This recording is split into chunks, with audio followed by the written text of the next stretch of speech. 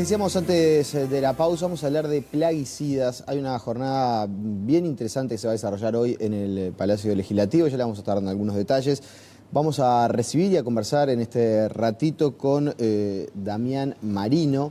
Es doctor en Ciencias Exactas, quiero leer bien los títulos, licenciado en Química, Orientación Química Orgánica de la Ciudad de La Plata en la República Argentina. Una de las personalidades que está visitándonos por estas horas y que va a participar de este evento. ¿Cómo le va? Buenos días, gracias por venir. No, en realidad yo soy Bersaniasi, Marino es el otro disertante, pero bien, también bien. soy Damián, por eso es la confusión. Bien. Vamos a establecer casi que una especie de clase abierta, ¿no? Una charla desde la ignorancia, ¿no? De lo que le pasa a mucha gente que atraviesa este tipo de circunstancias, ¿no? Se habla de algunos temas, se menciona, pero uno no llega a tener la real dimensión de qué es lo que está aconteciendo. Vayamos por el principio. ¿Es para preocuparse? Claramente sí. Mire, yo soy médico especialista en medicina legal y soy docente en la Facultad de Ciencias Médicas en la Universidad de Rosario, en Argentina.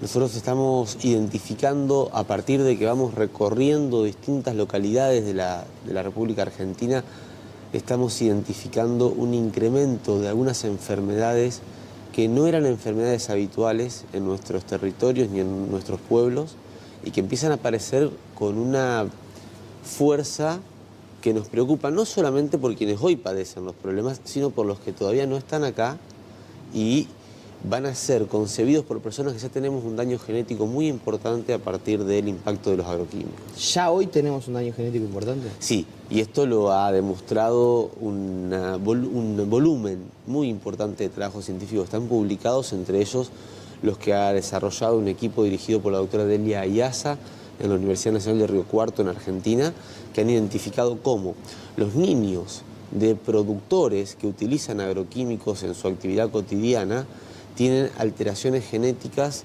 que en términos más científicos serían evidenciados por un daño que se denomina como micronúcleos, presencia de micronúcleos, o sea, las células tienen un núcleo. Es como que aparecen varios núcleos muy pequeños alrededor de ese núcleo que tiene la célula. Eso demuestra que hay un daño genético que lo tienen los niños hijos de quienes producen con agroquímicos. Lo que quiere decir que ya no se trata solo del que está manipulando el agroquímico, sino de quienes tienen contacto con él, en este caso, en esta investigación, y en quienes no tienen contacto con los que manejan agroquímicos, pero viven en los pueblos que quedan lindantes a las áreas donde se utilizan estos productos. Allí lo que se da es una contaminación por el contacto con los productos.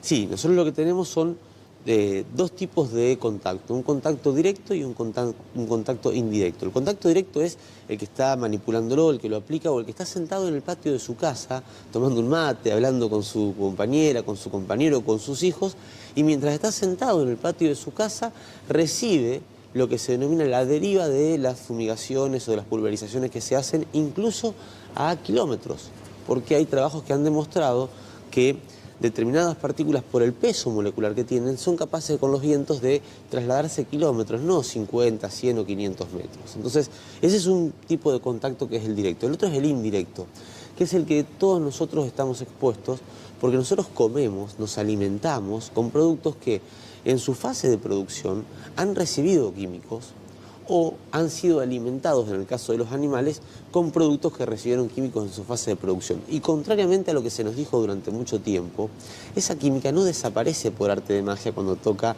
la planta o llega al suelo, sino que se va acumulando en algunos casos y se van moléculas de esa química traspasando de un eslabón al otro de la cadena alimentaria. A ver, pero entonces toda esa fruta, verdura, no sé, pescados que comemos y que parecen tan sanos y la gente, una alimentación saludable, consuma fruta, verdura y pescado, ¿no? Una dieta balanceada. Entonces no es tan saludable. Bueno, en realidad puede ser más saludable que la comida a base exclusivamente de carne de feedlot, pero no quiere decir eso que sea totalmente saludable, porque la química que estamos teniendo, que se ha presentado en nuestras mesas, y esto el doctor Damián Marino, que es el otro colega que nos va a acompañar hoy en la mesa, lo ha demostrado con estudios en distintos productos alimenticios de Argentina, está. Y esto no es porque los productores tengan como objetivo enfermarnos a todos. Esto es porque a los productores en algún momento se les hizo creer que sin venenos no podían producir. Una de las... cuando se habla de este asunto, se habla también del tema transgénico, por ejemplo, que no lo quiero emparentar, pero tiene algún punto de discusión que se puede asimilar. Una de las cosas que se dice es, bueno, está bien, uno podría decir, intervenir genéticamente en los alimentos o en los animales puede traer derivaciones, puede ser un riesgo para la salud, pero también es verdad, dicen las personas que defienden, a raíz de las modificaciones genéticas se ha podido incrementar la capacidad de alimento que produce el mundo. Y eso favorece a que menos gente pase hambre. Yo quiero en esto ser claro. La FAO, que es la Organización de Naciones Unidas encargada de la alimentación y la agricultura, hace una semana y media atrás tuvo su reunión anual en Roma. La FAO, no la senadora Carola Viaga, no el Instituto de Salud Socioambiental de la Facultad de Ciencias Médicas al que yo pertenezco, la FAO ha advertido que la única forma de resolver el hambre del mundo es con la agroecología y con los pequeños productores agroecológicos. Al mismo tiempo, desde que se instala el modelo de producción agroindustrial a base de venenos, que incluye el paquete tecnológico de los transgénicos, pero que se empieza a instalar en la década del 60 del siglo pasado, hasta hoy, la población del mundo se duplicó.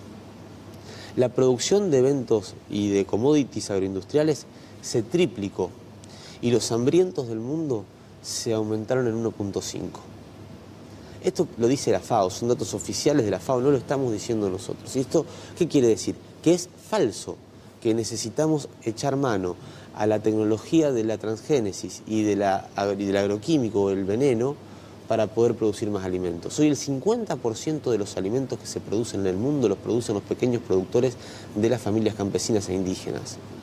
Y nosotros estamos difundiendo un mensaje que pretende confundir y hacernos creer que el commodity agroindustrial, el evento transgénico de la soja, del maíz, o el commodity que se instala en nuestros territorios, el proceso productivo de tal evento, es el que salva el hambre del mundo. Eso es falso. Pero no lo estamos diciendo nosotros, lo dice la FAO. Mientras tanto, nuestras universidades... ¿Pero no se aumenta la cantidad de producción? No, se aumenta la cantidad de un producto que no es alimento. Digo, el evento transgénico de soja no es alimento. Es más, proteínicamente, la proteína que tiene el evento transgénico soja RR, que es el primer evento transgénico que se autoriza, y es RR porque es resistente al Roundup, que es la marca comercial del veneno a base de glifosatos y surfactantes que se vende en mayor volumen en nuestros territorios, junto al 2,4-D, a la atracina, al glufosinato de amonio y al dicamba, entre 47 productos que se utilizan en nuestros campos al mismo tiempo, lo cual es una brutalidad. 47 venenos al mismo tiempo mezclados sin un solo trabajo científico que pueda demostrar que es inocua esa combinación. Ese paquete tecnológico no resolvió el hambre del planeta, al contrario lo incrementó. Hoy en Argentina 1000 hectáreas son manejadas por una sola persona. Una sola persona para 1000 hectáreas con la agroindustria, cuando con la agroecología en 200 hectáreas trabajan 20 familias. Esta es la diferencia y el impacto social que tiene que ver con el impacto en la salud. O sea que los alimentos también que consumimos, por el contacto con estos plaguicidas, venenos, también pierden sus cualidades proteicas. Por ejemplo, yo si me permitís quiero leer porque si no dicen uno está repitiendo. Hay un trabajo que hizo la Universidad de Rutgers en Canadá que evaluó cómo era la composición de los minerales que tenían los alimentos que eran producidos agroecológicamente y cómo eran esos mismos minerales en los alimentos que habían necesitado de venenos durante su producción. Todos recordamos a Popeye el Marino, ¿no? Cuando éramos más jóvenes se comía espinaca y doblaba hasta los rieles del ferrocarril. La espinaca que se produce de manera agroecológica es una espinaca que tiene 1938 miliequivalentes de hierro cada 100 gramos. 1938 miliequivalentes de hierro en una espinaca producida agroecológicamente. La espinaca que utiliza química en su producción tiene 1 miliequivalente de hierro. Quizás por eso nosotros no podemos doblar los hierros que doblaba Popeye. De 1938 a 1. A 1 miliequivalente. ¿Eso por qué? Porque los venenos que se utilizan generan reacciones químicas que van quelando este tipo de minerales y que los hacen desaparecer de las plantas, no por arte de magia, sino por procesos físico-químicos. Esto está estudiado. Pero no solo con la espinaca. El tomate, por ejemplo, que el tomate tendría magnesio, que es un mineral que necesitamos, de 49,3 miliequivalentes por hierro, por 100 miligramos de magnesio en el tomate a 13. Y si vamos con cada uno de los minerales que se fueron evaluando, hay una reducción drástica. Pero además, en el caso, por ejemplo, del maíz. El maíz, que tiene una gran cantidad de calcio, el maíz tradicional, el maíz no transgénico, tiene un volumen, una presencia de calcio muy importante. Cuando ese maíz es transformado en un elemento transgénico, resistente a agrotóxicos y productor de sus propias toxinas, ese maíz no solamente pierde calcio en las mismas proporciones que la espinaca pierde hierro, sino que además aparece en ese maíz formaldehído, que es una sustancia cancerígena que no tiene el maíz tradicional, y aparece el glifosato, que tampoco viene en el maíz tradicional. Esto nos habla me voy a poner en modo escéptico. Sí. En modo escéptico, que mucha Es gente un buen ejercicio. Puede estar del otro lado. Y alguien me puede decir, pero doctor, si estamos hace ya años consumiendo esto, ¿no? Porque no es un proceso de hace 3 años, quizás se puede haber ido incrementando, pero claramente la transformación de la matriz productiva a nivel mundial lleva un par de décadas mínimo. Sí, sí. ¿No nos tendríamos que estar muriendo todos de cáncer? Bueno, yo quiero hacer 2 correcciones. La transformación de la matriz productiva no es a nivel mundial, es en América Latina y en Europa Oriental. Europa Occidental está transformando su matriz productiva, pero hacia la producción de alimentos orgánicos. Está retomando, vamos a decir, los orígenes. Europa, ya en el año 2004, Franz Fischler, que era como el ministro de Agricultura de la Unión Europea, anunció que en Europa van a financiar y a subsidiar 2004, 14 años atrás, a los productores capaces de producir en calidad y no en cantidad, porque los europeos tienen que comer sano, decía Franz Fischler en abril del 2004. Hoy nosotros sí nos estamos enfermando de cáncer. Más que antes. Hoy nos estamos enfermando más que antes, y es algo de lo que vamos a presentar esta mañana en la jornada de hoy, organizada por el Senado, a la que hemos sido invitados por la senadora Carola Viaga. Nosotros vamos a ir a presentar y a compartir los resultados de trabajo que hemos realizado nosotros mismos. Tenemos 33 localidades censadas por nuestros estudiantes y nuestros equipos docentes en el corazón de la pampa sojera agroindustrial de la Argentina, que nos dan datos muy preocupantes respecto al incremento de los casos nuevos de cáncer en esas localidades, pero sobre todo en personas jóvenes. Porque uno dice, no, pero hay más cáncer porque llegamos más a viejo, como si llegar a viejo sería sinónimo de tener cáncer, cosa que tampoco es verdad.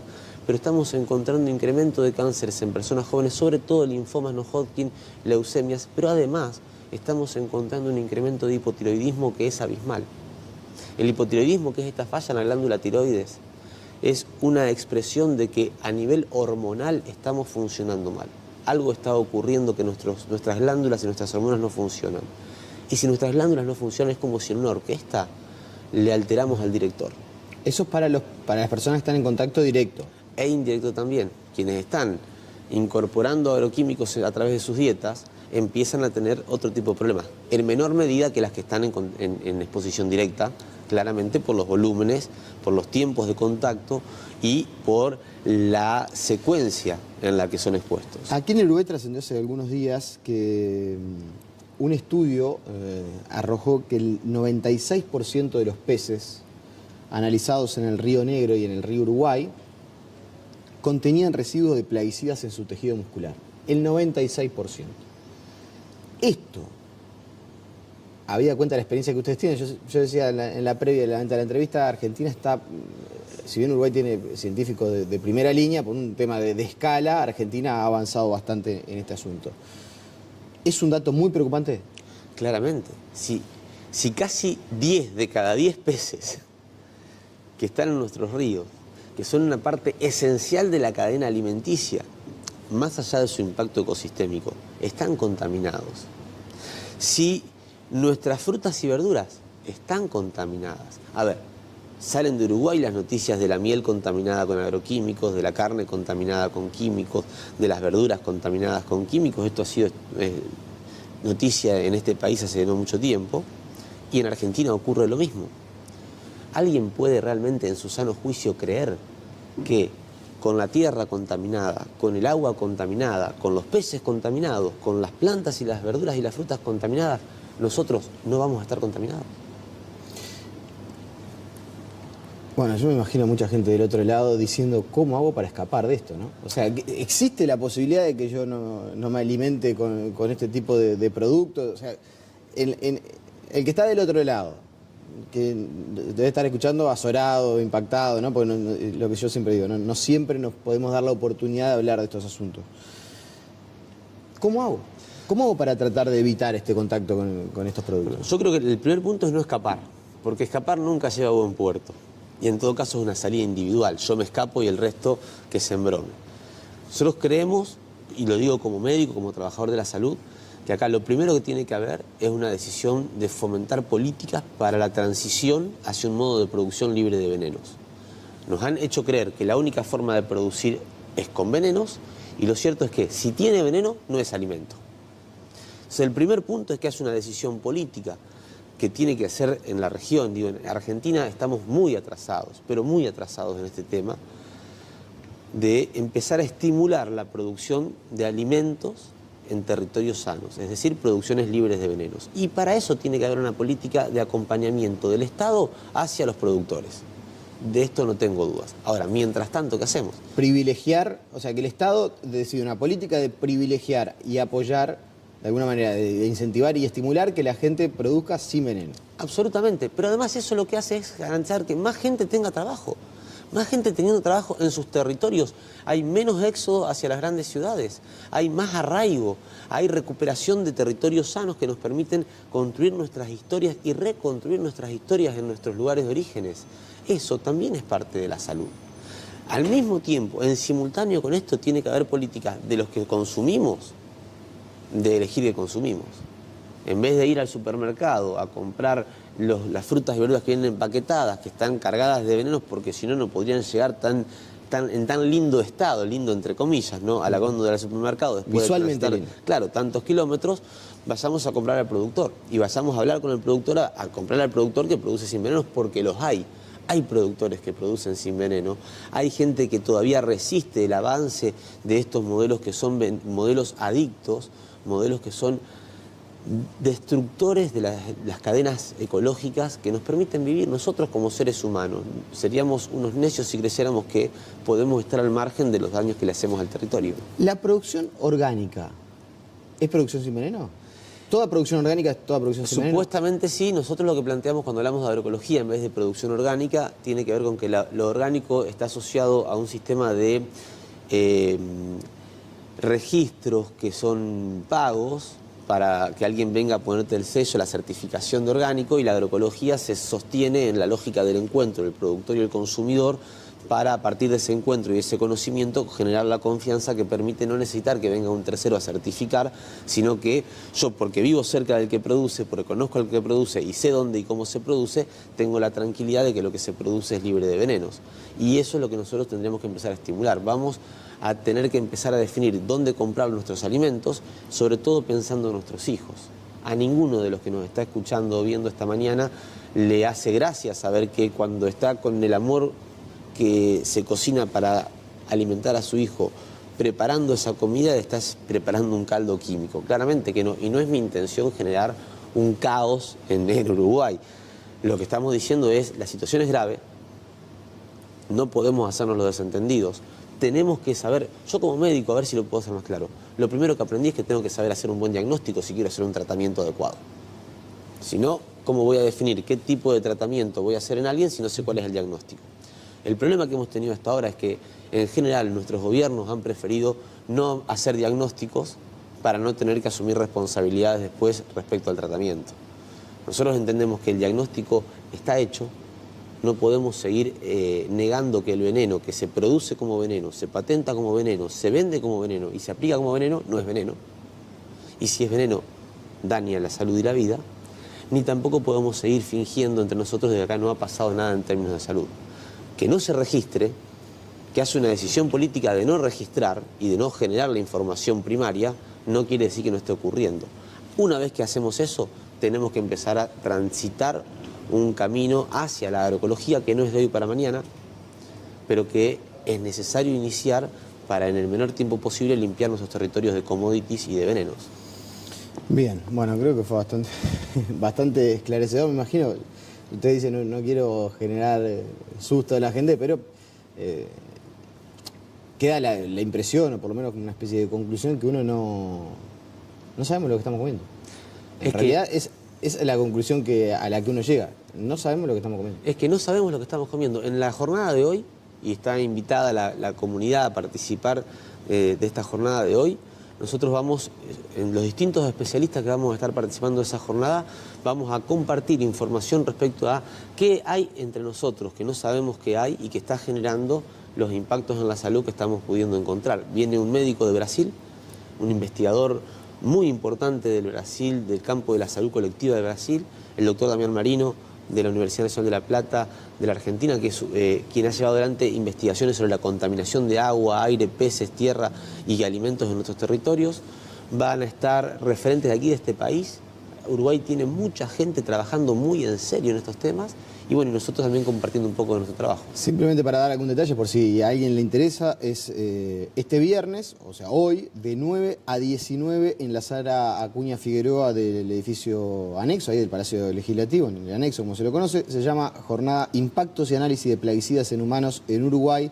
Y bueno, como decía el doctor, hay personalidades del extranjero y también disertantes de nuestro país. Le agradecemos su presencia y bueno, nada, ojalá que todas estas cuestiones sirvan para generar mayor concientización.